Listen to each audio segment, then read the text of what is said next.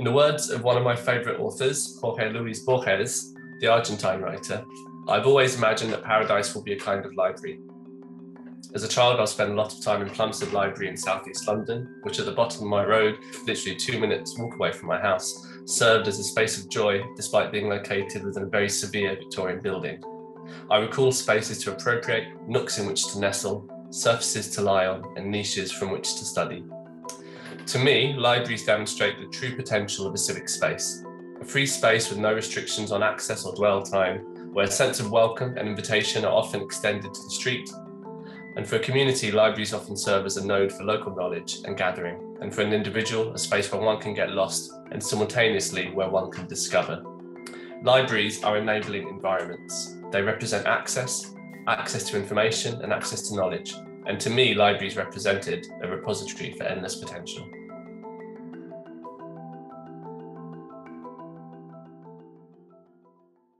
My name is Jonathan Hagos. I'm an architect and director of London-based architecture studio Freehouse. This series of films marks 30 years since the Architecture Foundation was established in 1991. The idea being that each episode will be guest presented by a new generation of practitioners, writers, and historians, reflecting on landmark architectural projects in the UK and beyond. My practice is interested in projects that speak to and of the communities they serve, projects that carry civic gestures and that seek to make positive impacts on their contexts. And as our practice has begun to take more and more public-facing projects, we've come to reflect on projects that formed our own experiences and our own understanding of the broader contributions that architecture can make.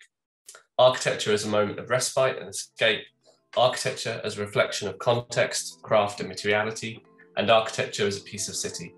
And so today, I'm really delighted to be inviting Peter Wilson of Münster-based practice Bolles and Wilson to reflect on their project, the Münster Library, which was completed in 1993. The work of Bolles and Wilson, alongside the early work of OMA, Peter Salter and Enrique Miralles, formed very much the aesthetic and narrative of the world of architecture that I entered and studied alongside. I came to know the Münster Library project quite by chance during my first year at the Bartlett School of Architecture, where I did my undergraduate. In many ways, the Münster Library was the first reference to me for what good design and architecture could be and do. I'd never seen a library, or a building for that matter, quite like it.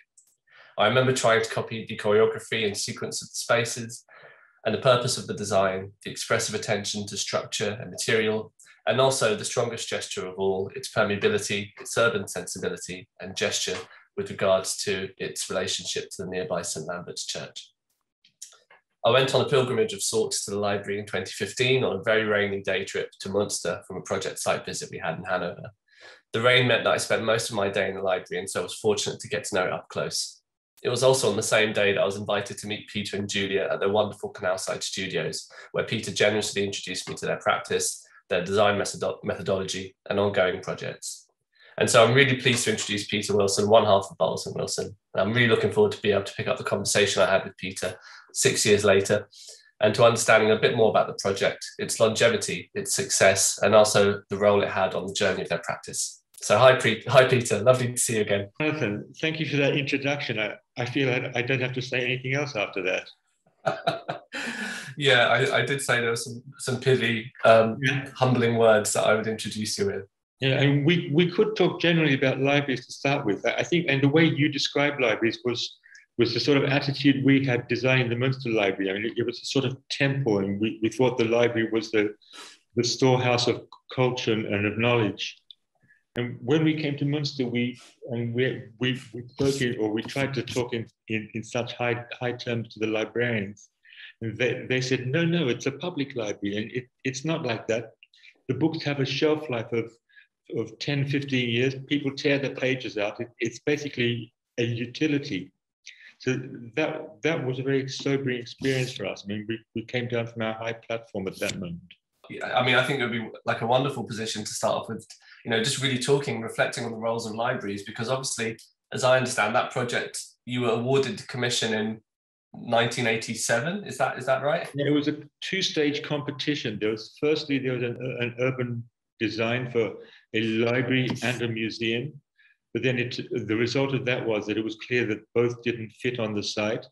So then the 10 prize winners from the first competition were invited to do a limited competition for a library only on the site.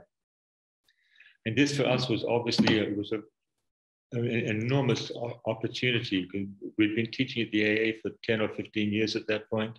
We'd only built small projects in London, so we took it enormously seriously. I took on, I think, 4 German students in my unit at the AA that year, and they all came and helped us on the project. The Münster Library is the result of the AA experiments. Basically, one had been teaching for quite some time and had developed a huge vocabulary of forms and details.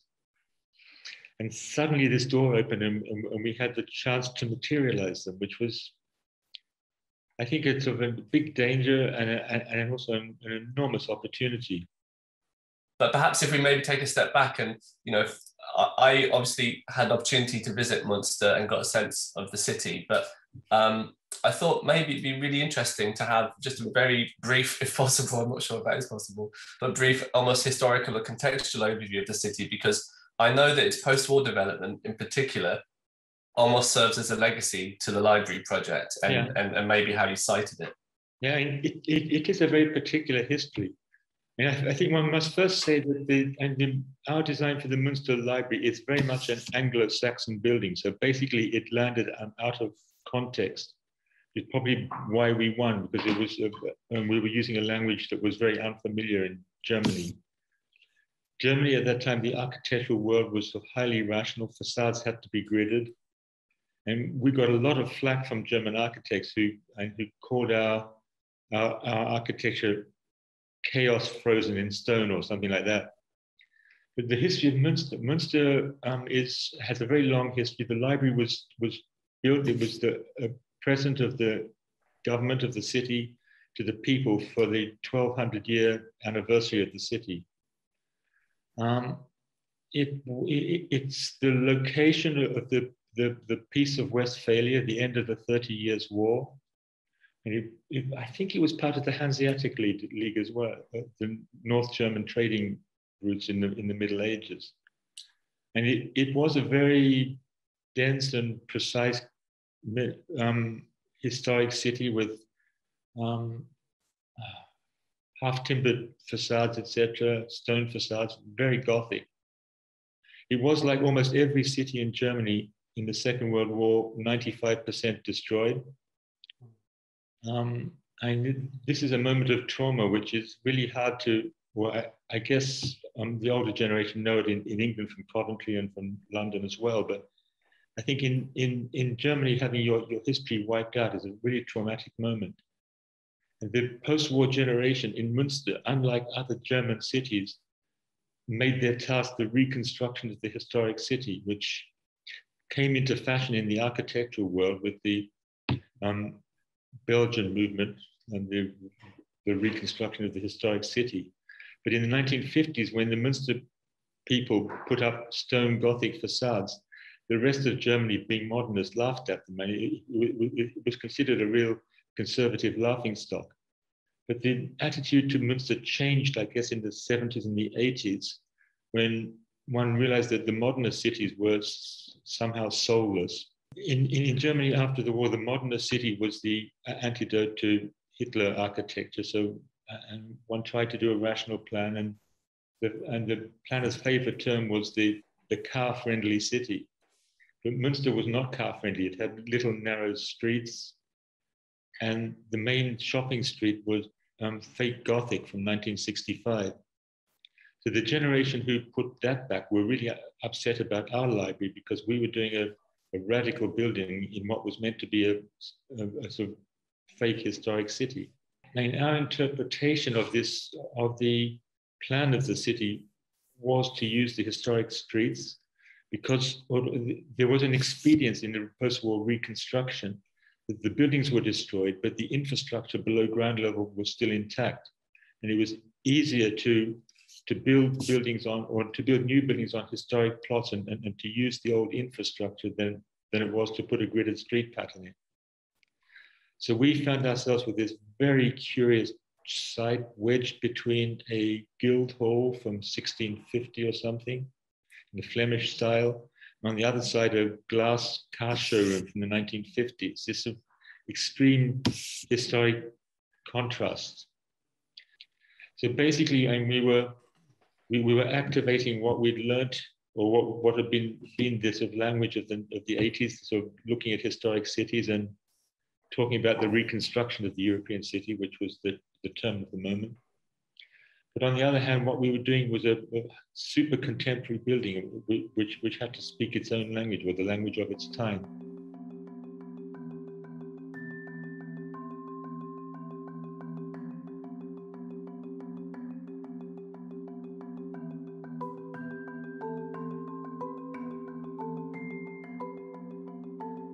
The axis we chose lined up with the nearby church, the Lamberti Church, it's called in German. 19th century Gothic church with a very high spire, which survived the war. And when we first visited the site, and we always try to visit our sites at nighttime, first of all, because then one senses the morphology of the place. One doesn't see detail, one feels the mass of the buildings. And what we saw was this church spire with a spotlight, and the axis of the church, the nave axis, crossing our site across the middle. So we made that our theme, and had this axis you could walk along, walking towards the church. Somebody did say after we'd won the competition and built the building, that we actually won because we were so respectful to the Lamberti Church, which everybody sort of knows and loves and associates with.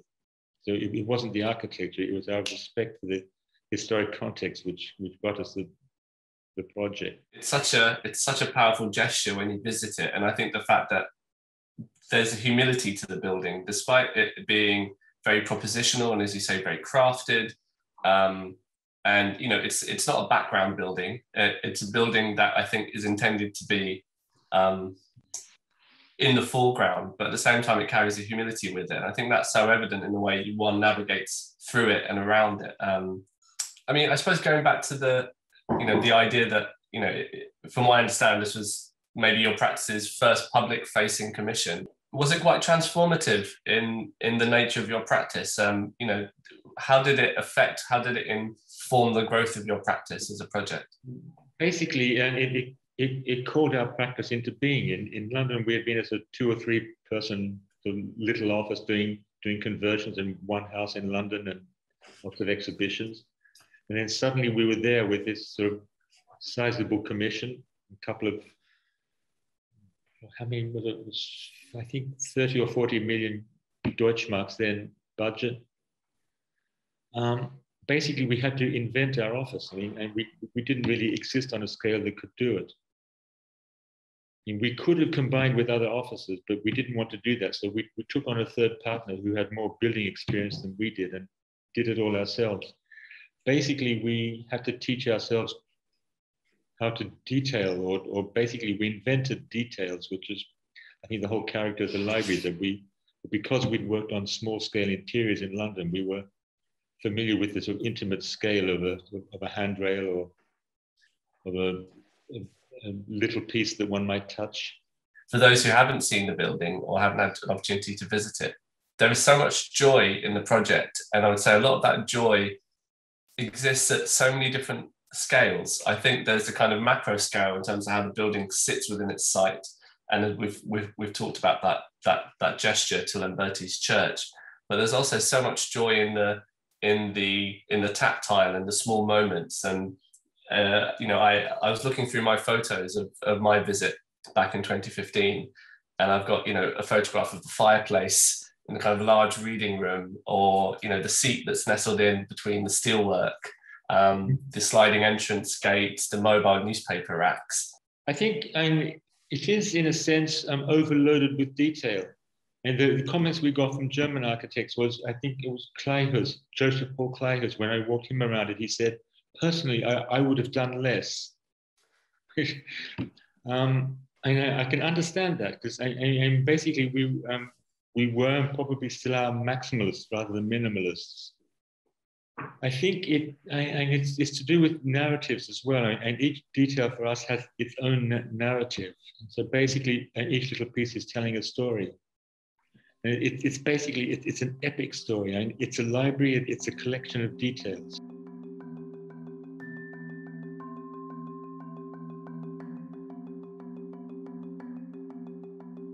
You've given so much life and narrative purpose to those details in the way you've just expanded on that point. Would you say that you designed, or your design methodology was looking at the kind of broader narrative around those details in terms of how it might impact on one's day? Or did you find that actually, as you were working iteratively, those details came to light by working through the scales? I think the details came to light individually, because basically they gave us 3 years to work on the building, which was much too long, and the fee ran out after 1.5 years. But we spent 3 years drawing intensively every little bit. And basically, we were doing two things. One, we were problem solving. We had to solve a technical detail. And two, we were inventing a narrative for the details. So like every skirting board in the building is a Bolles+Wilson skirting board, an individual skirting board. I mean, we use metal angles quite often, except we had problems with round columns because you can't mold a metal angle around a round column. We solved that problem by doing rubber skirting boards, which you can bend around a round column. I mean, basically, it's sort of thinking on your feet, I think, which is, it's making it up as you move along. And do you feel those details, and especially how, I mean, we've talked about the tactility of them, but they are also incredibly personal, and you know, they're kind of individual moments. I mean, there are communal moments in the library, of course, but I feel like those details speak to kind of individual moments between a person and that item. Do you, I mean, maybe I could invite you to speak on how much you think that might contribute or has contributed to the success and the longevity of the library, especially in terms of, you know, the user experience, which I know the library is, you know, does incredibly well. I think there are levels of success, and I think the success which really counts is whether the users take to it or not. And I'm taking now a more distant view rather than talking about individual details. What we discovered with the library when it opened was a whole other way of reading architecture. We came from an academic world and were very much concerned about what critics would say about it. And one German critic wrote about it and said, "Is this a great building? A near miss." And we were enormously hurt by comments like that. But I think the Münster Library is much more, achieves much more acclaim outside Germany than inside Germany. I think in an Anglo-Saxon world, it's much more appreciated, which, I mean, it's very nice. One is very moved by it. I mean, I was told recently when I was lecturing in Australia that there's a whole generation of architects in Australia now about 50 years old, and who all grew up with it and were doing Münster Library-like details for half of their career, which is very nice to know. But I think whether or not the profession or one's peers take to it or not, and that's not actually the major validation of a building. The validation is the building in use. And what we discovered with the Münster Library was that when it opened its doors, that the people who used it without doing an architectural assessment, simply intuiting the spaces, took to it. And the older generation, the ones who were critical of us doing a building contradicting the historic city, I think that generation were not library users, and they saw it from the outside. But the younger generation who went inside and used it took to it straight away. And the number of visitors to the library, it's always been something like 3,000 people per day, which is very, very high for a library. And in Germany, there's a ranking of libraries. And we were in place number 1 or place number 2 for the first 20 years of the library's life, which is, I think, as an architect, that's a real validation of one's product. I'm really interested to understand how and if the idea or the potential of the future digitization of information was even kind of part of the brief or part of the discussion, given the kind of dramatic evolution of, you know, of libraries and other kind of similar institutions, cinemas, and, you know, was that part of the discussion at all? It wasn't even mentioned at that point. And what was interesting in Münster was that the librarians had developed a very original library organizational program. And it's a 3-tier, and they developed a 3-tier library, which was the first tier is the bookshelves, a normal library. The second tier is the archives, the storage. And the third tier, which was new in Münster, was it was called the near zone, to translate the German term, which is a sort of an active zone where the books are not organized according to subject, and they're basically organized thematically, a really flexible zone. And there was no talk about the digital then. And it was, and they're really pre-digital animals, I guess. I think and the library has changed its role enormously as well. And there are much less books on the shelves now. And they actually took half the books out of the Münster Library, which we were really worried about, because we thought it sort of looked half used. But we've been helping them put extra furniture in, like a chill space for kids who go and play computer games there and stuff like that. So basically, I think libraries are reinventing themselves. I think the major realization is that the library as a type, it's one of the few building types, apart from maybe churches, which isn't about commerce. It's not about taking money out of people's pockets. It's basically a public space in the sense of Nolly. Anyone can walk in or walk through the library. And it's basically a public living room. And we always describe this, the library as a public living room. And the room you described as a fireplace. That's the newspaper reading room, which we described it to the people in Münster as being like an English club with a fireplace. I mean, it's absolutely nothing like an English club. But, and it does have a fireplace, and it has one big table where everyone is at the same table. And we noticed that at that table, one would see intellectuals reading foreign language newspapers, and also homeless people who were there to keep warm and were pretending to read. I think that as for a public building is a fantastic image of democracy, and all at the same table. Absolutely. I mean, I think that's why libraries resonate so strongly with me amongst, other kind of civic buildings, because I think they are equitable. I think the idea that I think I described the idea that invitations are extended to the street.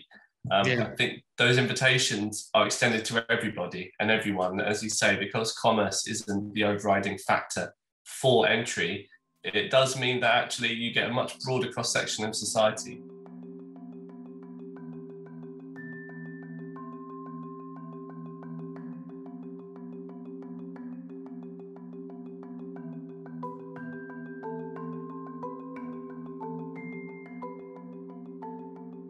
We've had the same experience with the most recent library we've built in Luxembourg. We've built the National Library of Luxembourg.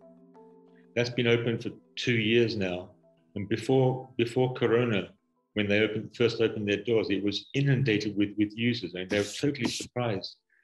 And every workstation was occupied, and we had emergency sessions, how we can squeeze more tables in there. Because they found that even school kids were going after school. They would take the tram there to spend their afternoon there working on their homework, or just lounging around in the sort of lounge seats, or going to the media section and watching films. I think that idea of the library as being an open house is fantastic.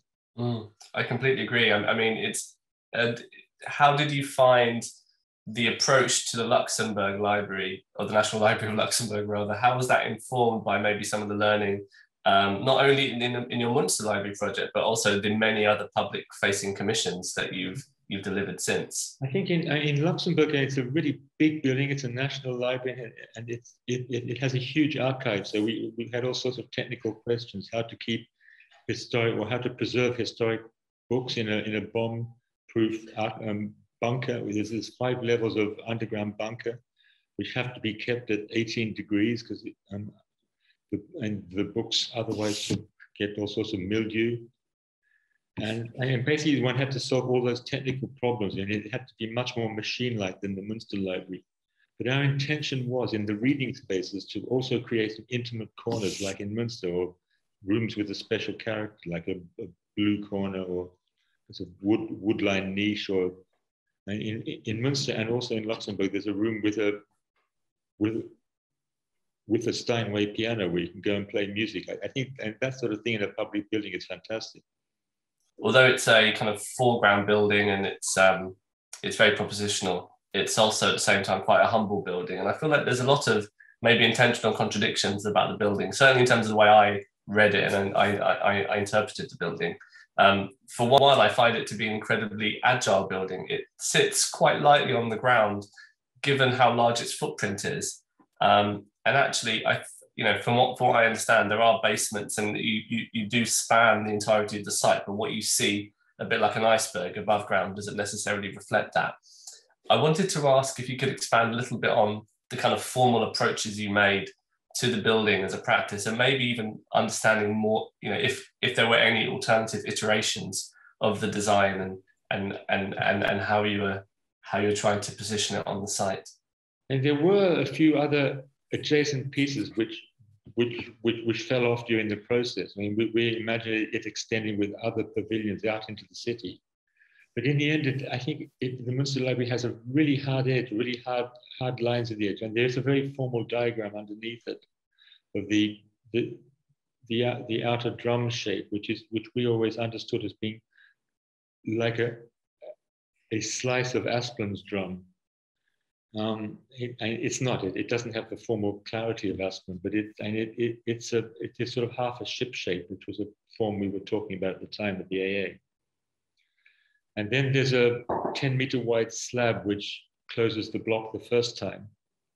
And obviously our inexperience there led us to choosing 10 meters as the width of the building, and it spans from one side to the other.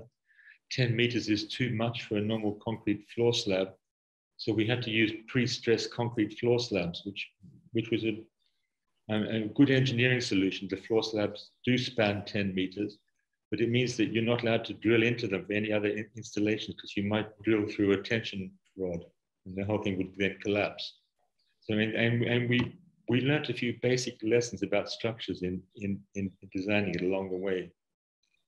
Well, there's also a conversation about the laminated timber beams, which look like a dog leg.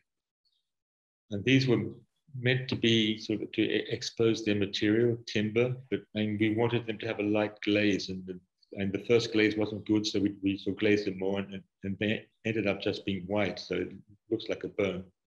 Mm. And the structural engineers, halfway through the design process, they sort of came in looking very meek-faced and said, "We have a problem with this laminated timber beam. The angle part is too weak. It might break." So the question was, do we do a new structural system? And we asked them, could we reinforce it with a steel band-aid?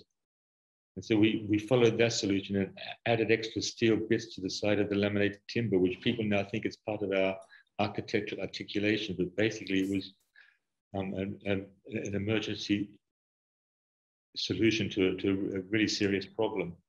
I wanted to ask if those moments and those challenges of how to resolve between the aspirations and the delivery of some of these elements, do you see those elements appearing again in your future work? And maybe is there one example from the Münster Library, or the first instance of a detail that has kind of manifested again and again across your projects, but perhaps changed in resolution? I guess probably the one detail or the one material which we try to have in almost every project is wooden paneling. In Münster Library, the underside of the copper walls is clad in wood. I'm trying to think what wood is like. I think I've forgotten. But it's and the wooden paneling is perforated and it's acoustically absorptive.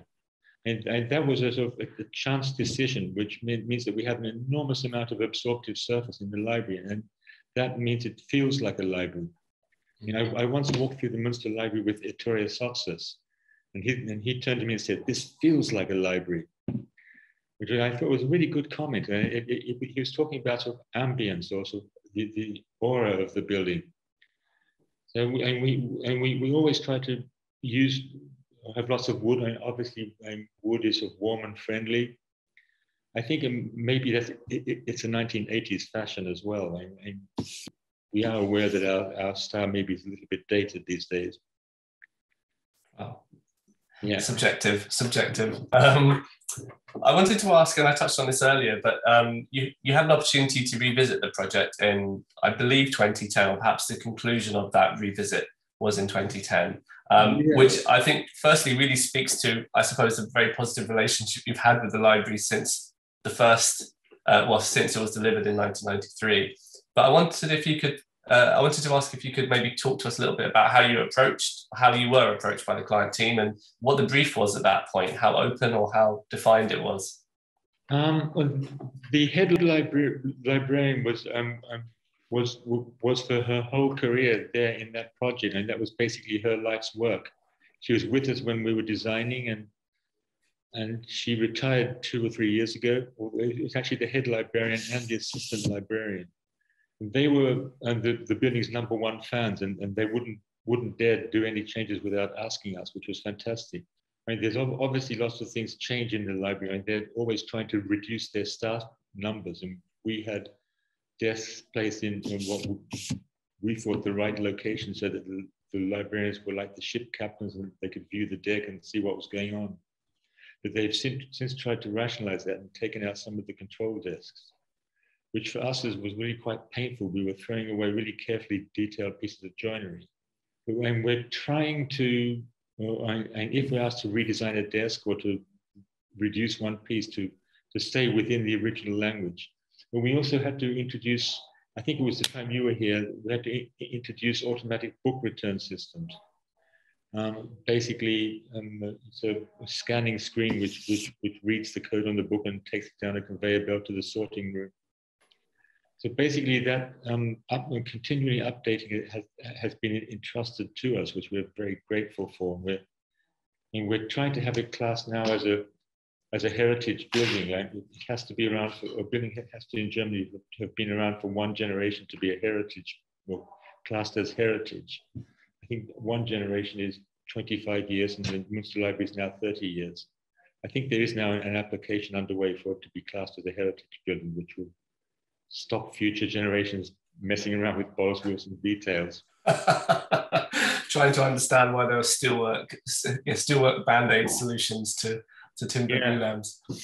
I mean that is really insightful, and I suppose really speaks to your practice's role as custodians of the building. You describe yourself as authors, but in a way it also goes beyond that. I think, you know, the trust, I think, that obviously exists between you and your practice and the client, I think, you know, must be incredibly strong, not only for the kind of major kind of revisit in 2010, but also the kind of constant dialogue it appears that you're having with the library as to how change should be managed.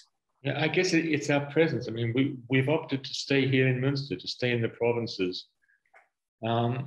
Basically, I mean, our work is no longer local. I mean, we work all over the place, but Münster has, over the years, proved a really good central location for European projects.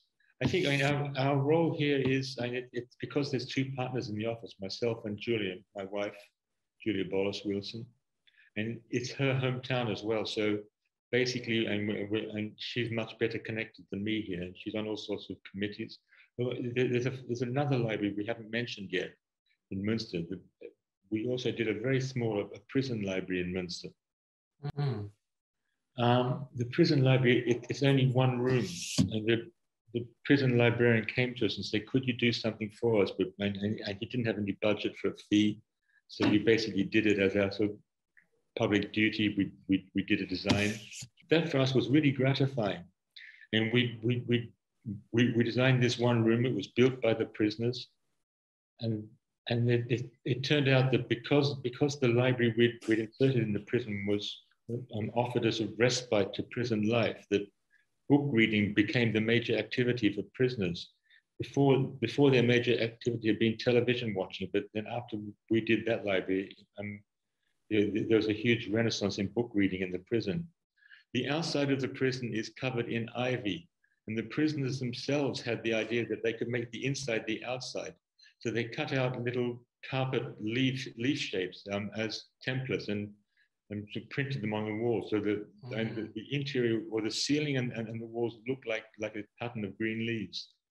And the whole point of it was that the bookshelves go up are at the same, or at about eye height, up to a height of 1.80 meters. And then on top of the bookshelves, we put mirrors on the walls. And because the mirrors are at an angle to each other, it works like a kaleidoscope. So you walk into the library and the mirrors above the bookshelves reflect the library, so then re-reflect. And so the prison disappears. The prison becomes a little octagonal pavilion with the entrance door. And the library becomes like the Library of Borges, an infinite library. That's incredibly fascinating. I mean, how did that sit along the timeline of the Münster Library? Was that following the completion of the library, presumably? 15 years later. Actually, Julia did the same project for 15 other prison libraries with her students. I think maybe 10 of them have been realized. So we've instigated a regional reading epidemic in prisons.